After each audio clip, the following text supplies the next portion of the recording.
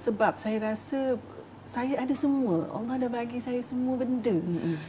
Pada satu masa saya terfikir, kenapa saya kena tamak kan? Kenapa saya tak nak kongsi?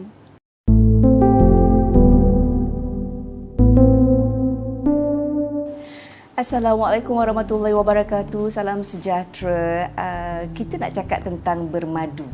Selalunya kita dengar orang lelaki yang akan menyuarakan hasratnya ingin bermadu. Dan selalu kita tahu wanita sedaya upaya cuba elakkan bermadu. Tetapi hari ini saya bersama dengan seorang wanita hebat. Beliau merupakan seorang pensyarah, seorang academician di Institut Pendidikan Guru Raja Melewa Seremban, dan beliau telah menyuarakan hasrat kepada suaminya ingin bermadu. Jadi saya perkenalkan, ini dia Dr. Hasna Abdullah. Assalamualaikum. Assalamualaikum. Boleh saya panggil Dr. Has? Boleh. Okey. Masa mula-mula saya dapat tahu Dr. Has yang initiate, yang suarakan hasrat ingin bermadu kepada suami. Soalan saya, kenapa? Kalau tengok daripada kehidupan Dr. Has dan juga suami beserta dengan 9 orang anak, asalnya 11, kan ada 9 orang anak. Perfect dah, elok dah tu. Jadi apa yang mendorong Dr. Has ingin bermadu? Sebenarnya benda ni dah lama. It has been a year that I have the intention.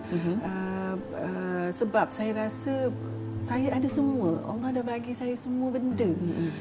Pada satu masa saya terfikir, kenapa saya kena tamak kan? Kenapa saya tak nak kongsi? Okay, so it took me a year untuk cari siapakah orang itu, dan akhirnya saya jumpa seorang kawan yang dia selalu datang kerja, dia selalu cerita dia tak boleh handle anak-anak dia because the husband passed away 5 years ago. Lepas tu hari-hari dia cerita anak dia macam ni, remaja kan. And I wonder who is this girl? So she's working with me in the same office, sitting next to me. So one fine day, I luahkan perasaan tu. After 1 year, I've been doing the thinking. I want to gain the strength untuk voice it out. Maknanya bukan kata Dr. Has nampak seseorang macam okey juga kalau kami bermadu. Maknanya Dr. Has dah sematkan dalam hati saya nak cari madu. So dan Dr. Has nampaklah ciri-ciri itu dalam wanita ini.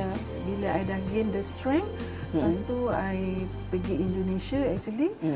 Kebetulan dia tak ada siapa nak bawa dia pergi airport, so I offer myself dengan my husband untuk pick up her at the house, and then dekat Bukit Tinggi, I memang nak cakap buat declaration tu dekat Bukit Tinggi tu. Masa tu suami tak tahu Dia tak tahu. Tak tahu apa-apa. Tapi I dah pernah bagi himna dekat dia. Bunga-bunga tu dah ada lah.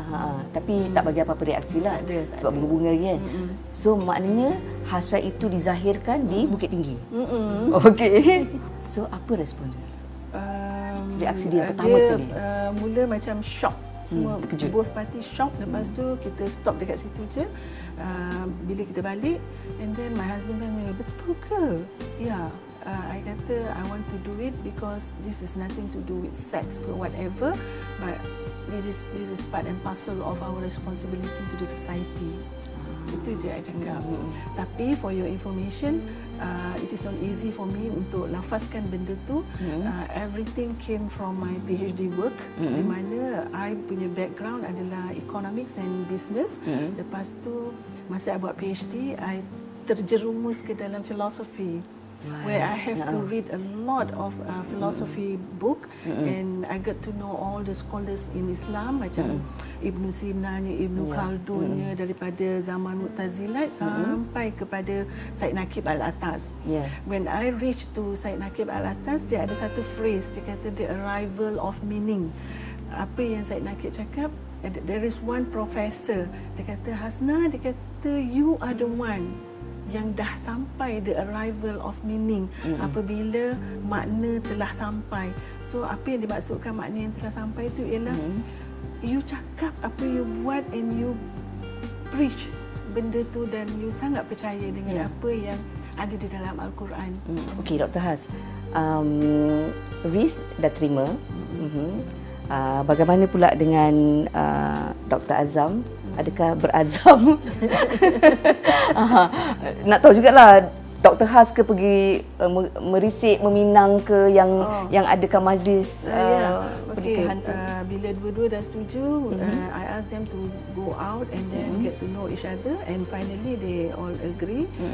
Lepas tu I kata, Dr. Azam kata, you have to let the children know. That is the hardest part lah bagi I kan. So that anak-anak lagi tu lagi sulit Yelah, macam permulaan tadi saya katakan, selalunya nak menyuarakan bermadu adalah lelaki. Okey. Misal katalah adalah wanita yang sangat terinspirasi dengan kisah hidup Dr. Has. Kalau mereka kata, Dr. Has, I nak jadi macam you lah. I pun rasa nak suruh suami bermadu lah. What would you, apa nasihat Dr. Has? For me, kalau kata nak nasihat tu, I'm not going to advise her, tapi dengan syarat kalau you nak juga, you must have a very strong mind. Maknanya Dr. Has takkan kata pilah. No, maknanya it is not something yang macam tu. It is a process. Okay, it is not easy, and you have to have very strong inside out. Kena betul-betul kuat maknanya the akal you tu. Lepas tu hati you memang kena jujur betul lah. Walaupun kita kata ikhlas jujur tu dengan Allah kan, tapi that's what I think lah. Because it's not easy. Yelah, kadang-kadang wanita didorongi oleh emosi, betul. Rasa cemburu, dan kalau boleh dia naklah suami tu seperti seolah macam hak milik kekal selama-lamanya. Tapi kita tahu suami sendiri pun adalah pinjaman daripada Allah. Ya? Dan misal katalah ada situasi bila isteri dapat tahu suami berhasrat nak kahwin lain, isteri pula kata, okey macam ni lah, kalau you nak sangat kahwin, you buat pilihan. You nak kahwin yang hak tu ke, nak hak ni? Dua-dua tak boleh. Apa pandangan Dr. Has? Bagi saya sebagai seorang perempuan yang ada ilmu, yang ada agama, you don't have the right untuk cakap benda tu. Itu bukan hak kita. Kita kena tahu kita tak ada hak pun. Okay, sebab tu hak jatuh talak tu dekat lelaki dia, sebab kalau dekat perempuan sehari 8 kali jatuh talak, sebab because of the emotion influence kan. So kita kena didik. Orang perempuan ni, I nasihatkan, you have to be educated in a way that you tahu where you stand, you tahu hukum, you tahu hak you, dan you tahu kandungan Al-Quran. Kalau boleh kita rumuskanlah untuk yang menonton, yang mengikuti pengalaman hidup Dr. Has yang menyarankan suaminya bermadu, apa kata-kata mutiara ke ataupun tips yang ringkas yang boleh dikongsikan? Love everybody. Love everybody. I love everybody. Including your madu I love her so much. Macam I selalu kata, I takut sangat kalau Allah tarik balik nikmat tu. Okay, when you love everybody, you have a positive thinking, be realistic, kan? Fahami betul-betul Al-Quran. I rasa tak ada masalah kot. Baiklah, kalau tadi kita bersama dengan Dr. Has, ia seorang wanita yang sangat hebat. Kali ini kita bersama dengan madunya, iaitu Puan Manuriza, ataupun lebih mesra dengan panggilan Riz. Assalamualaikum Riz. Waalaikumsalam. Okey, baiklah Riz, kita dah dengar tadi versi penceritaan daripada Dr. Has. Saya nak dengarlah pula daripada Riz sendiri. Okey, saya difahamkan Riz pernah mendirikan rumah tangga, pernah berkahwin, mempunyai 4 orang cahaya mata dan kemudiannya suami meninggal dan dari saat suami meninggal sehinggalah kepada saat Dr. Has propose, jom kita bermadu kan. Itu berapa tahun tu? Tempoh tu berapa tahun menjadi seorang ibu tunggal? Menjadi seorang ibu tunggal 5 tahun. 5 tahun ya? Tough tak jadi ibu tunggal dalam tempoh 5 tahun tu? Tough tak? Memang tough lah. Memang mencabar Memang mencabar. Pertama dengan anak-anak lah. Anak-anak dah macam hilang arah lah. Bila Dr. Has menyuarakan, menzahirkan hasratnya, ingin bermadu dengan Riz, apa reaksi Riz masa itu? Memang terkejut lah. Terkejut sangat. Apa yang perkataan pertama terkeluar daripada mulut pada Dr. Has? Saya Ke terkejut tu speechless? speechless lah. Saya speechless. Tapi Dr. Has bukan saja propose lah. Dia time to time dia datang rumah saya, tengok anak-anak. Ya. Jadi daripada situlah lama saya terbukalah hati. Setahun ambil masa dalam setahun juga untuk terima lamaran daripada Dr. Has. Okey. Ada tak kata-kata cemuhan daripada orang sekeliling yang tidak memahami? Kadang cemuhan tak ada. Hasutan tu adalah kan. Hasutan. Okey. Individu yang menghasut tu ada tak reaksi dia berubah ataupun tanggapan dia berubah pada Riz? Saya cuba jauhkan diri. Saya cuba jauhkan diri. Saya tak nak ada good relation. Ya, nanti panjang pula ceritanya. Kalau boleh elaklah. Terus terang, jujur, pernah tak terlintas di dalam benak fikiran Riz akan bermadu? Ataupun nak bermadu? Kalau boleh elakkanlah. Kalau boleh memang nak elakkanlah. Memang nak elakkanlah. Tapi siapalah, kita kan nak tentukan takdir tak? Yalah. Kan? Saya sebenarnya saya sampai terfikir tahu Dr. Has jumpa Riz, dia punya approach macam mana tu, kata-kata yang diungkap tu, boleh tak kalau kongsikan? Ingat tak? Dia tak cakap macam tu. Ya, dia cakap macam mana?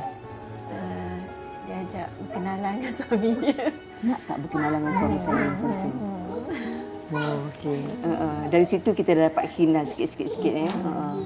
Okey. 1, 10. Kebahagiaan kalau boleh diukur lah tu, berada di mana sekarang ni? 10 lah.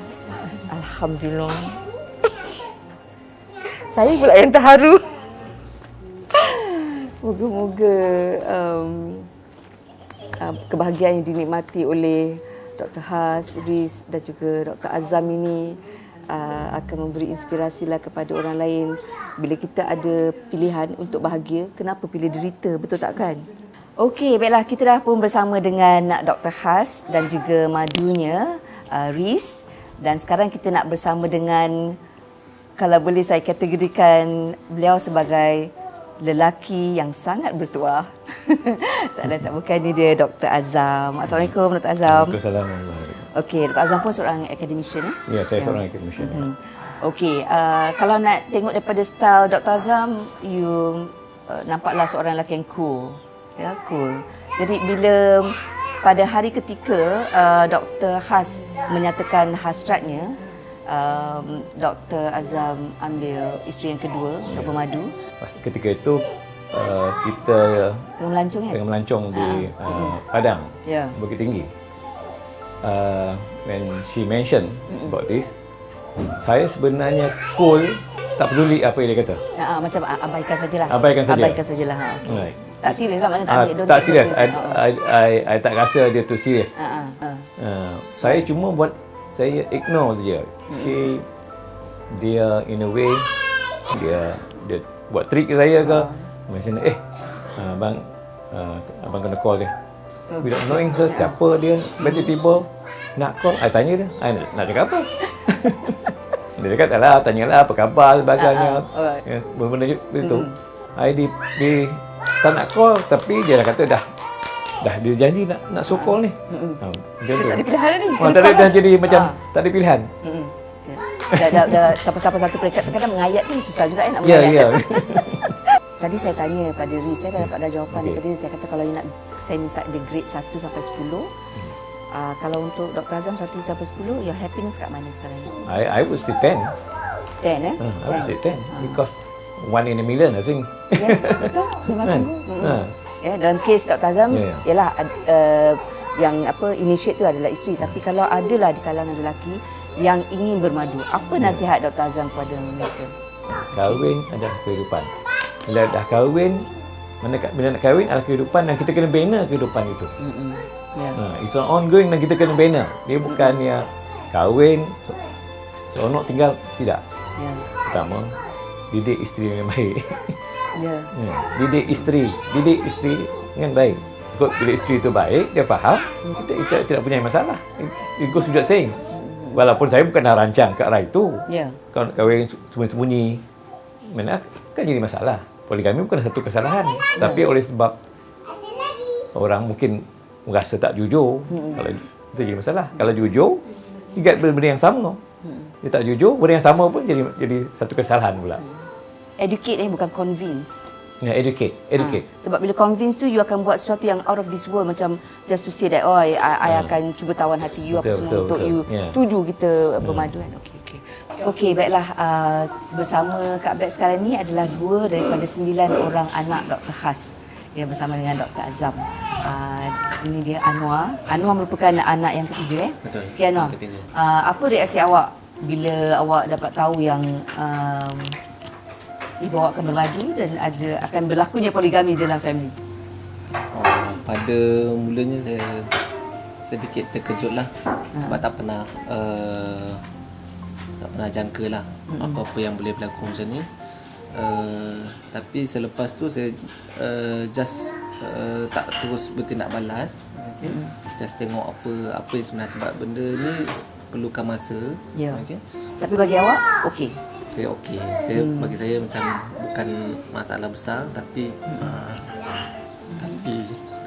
saya tak suka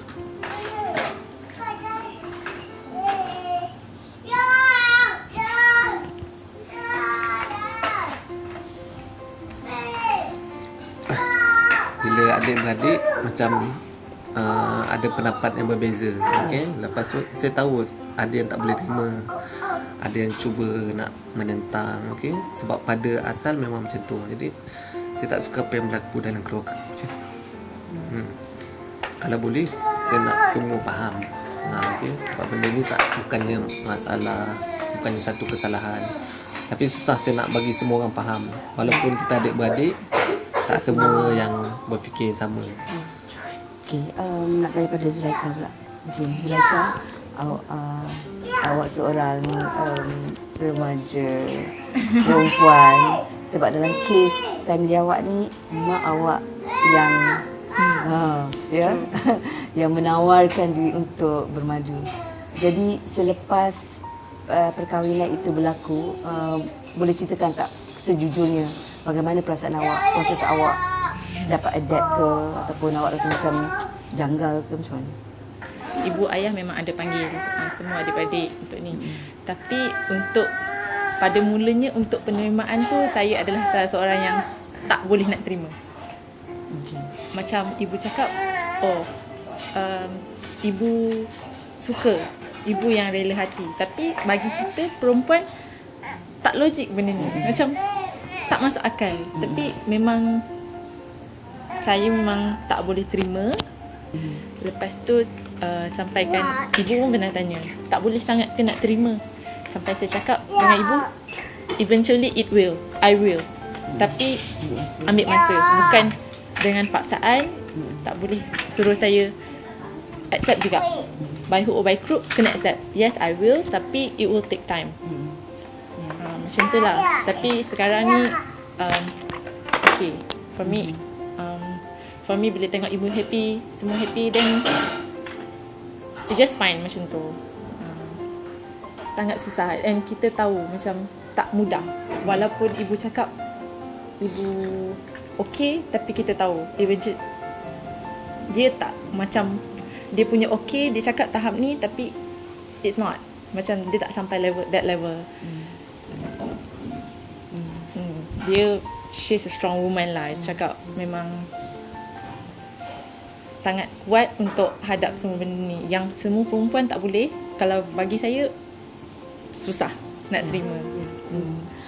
Bolehlah kita rangkumkan tentang poligami ini. Perlu ada elemen-elemen jujur, dan suami perlu educate isteri, dan perkahwinan juga merupakan satu kehidupan, bukan sahaja-saja keseronokan. Dan poligami itu indah kalau kita betul-betul menghayati dan memahaminya.